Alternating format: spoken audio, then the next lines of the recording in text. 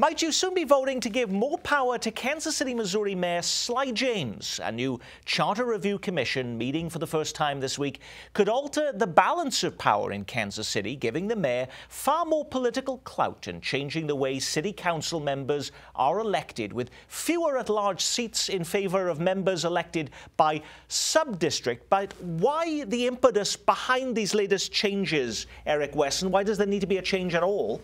Well, the philosophy is that because minorities can't get elected in at-large seats. When you stop and think about it, I think one of the things they say is 73% of the council are non-minorities, but they only comprise 51% of the total population of Kansas City. So that's the philosophy behind it. How about the philosophy behind giving Mayor Sly James more power? That is going to be an interesting thing. I think for the most part, people don't want the mayor to have absolute power like that. What happens if it's not a popular mayor that was a trial attorney that can persuade people into doing things that they want to do? What happens then with the mayor's office having all that power? So it's going to be interesting to see how he works that deal out. So what's behind all of this then, Dave? Well, I think Eric's right. It is minority votes, but I think it's more particularly Hispanic votes. The Latino community is more concerned. The African-American representation on the city council, if you count the mayor, which you should since he has a vote, is actually 30%, roughly 30%, and roughly 30% of Kansas City is African-American. So there is kind of a rough balance there, but there is no Latino representation at all. And that's a great concern in the Latino community. And so this came up when redistricting took place. The idea was to expand the council perhaps, or at least elect more people in district, giving minorities a better chance to win, and then narrowing the number or perhaps eliminating the number of at-large seats on the city council. You wrote a column this week, though, to say historically, though, that is exactly the way Kansas City used to do it. Well, right. Why the change? Well, in 1925, led by a gentleman you may have heard of, Tom Pendergast, the charter was changed to smush everything together, one house rather than two. And really, when you think about it, having a two-house legislature in a city is probably a bridge too far. But the idea was to try to marry the at-large representation with the in-district representation, Nick, because they're very different things.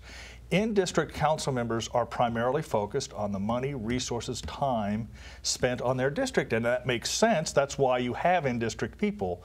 The at-large people are supposed to have a broader view of the city's health as a whole, but I think there is some concern that they're not executing that as well as possible. So the idea is to shrink that, expand the districts, and as I wrote today, I think ultimately that would give the mayor more power, even if he isn't officially or she isn't officially given power.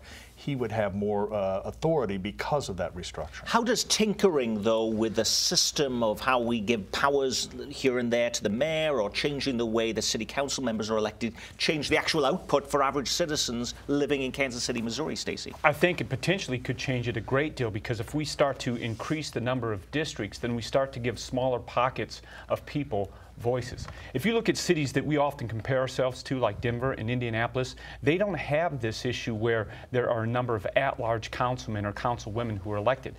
Indianapolis, for example, I think has 25 districts and only 4 at-large people. So what happens is these small groups of people start to have a greater voice. When you have 6 districts here, like we do in Kansas City, that have people who are voted by their district, but then 6 at-large as well, plus the mayor, it seems to be more of a city group. So you start to get neighborhoods like in the 3rd and the 5th district that don't have as much of a voice as others might, let's say like the Northland. So I think it would start to change some of the resources in the city, and it would start to put more of an emphasis on a stronger mayoral form of government, like Indianapolis and Denver, which they don't have the civic problems moving forward economically, I think, that we do. Eric? I think it's more of the quality of the candidates that people are putting up to run for elections.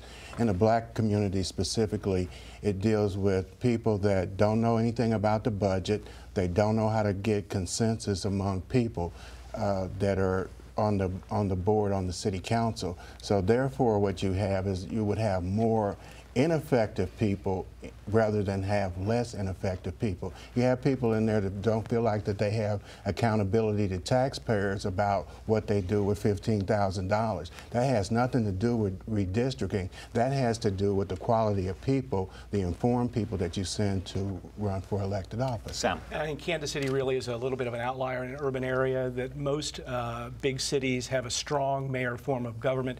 The good thing about that is you know who's in charge, you know who to blame, you know who to praise. There's something to be said for patronage. Maybe this is my 17 years in Philadelphia, but you always know where to go and you know who to blame instead of this sort of diffused responsibility that it's hard to pin down who to go to. This is not an academic exercise. The Charter Review Commission that's looking at this task force, is going to have its findings at the end of July, and this could be placed on the ballot this November, Dave. Although I talked to Lynn Horsley, our City Hall reporter, this morning, and she says the commission was told earlier this week at its first meeting that the possibility of getting something ready in time for November is virtually nil. I think Bill Geary said it's just not going to happen. It's very complicated, a lot of moving parts. My guess is 2014 is a better target for any changes if they come, and that's a big if. But this has come up many times before, and there has been a huge reluctance to give the mayor more power, particularly in the African-American community, frankly, right, because they're worried about a powerful mayor usurping authority within the districts that they represent. It's a very, very tough sell. And you got to realize this too, that the council is going to have to approve putting this on the ballot, and anything that would change their power or limit it, they're not going to go for it. So this getting on the ballot 2013, 2014, 15, not going to happen. Eric? Fire department, local controller, police department. I think one of the concepts is the mayor's having the ability to hire the city manager without going in through the council. That was one of the examples that was given. I think it's going to be a lot thought and conversation about how much power do you want to put in the mayor's office. And that's going to be an interesting conversation. But I think the slide will be able to convince people that it's a good idea. But that won't happen until probably until next year. Could happen in November, but every indication is it's so complicated, so difficult, it'll be 2014, if at all.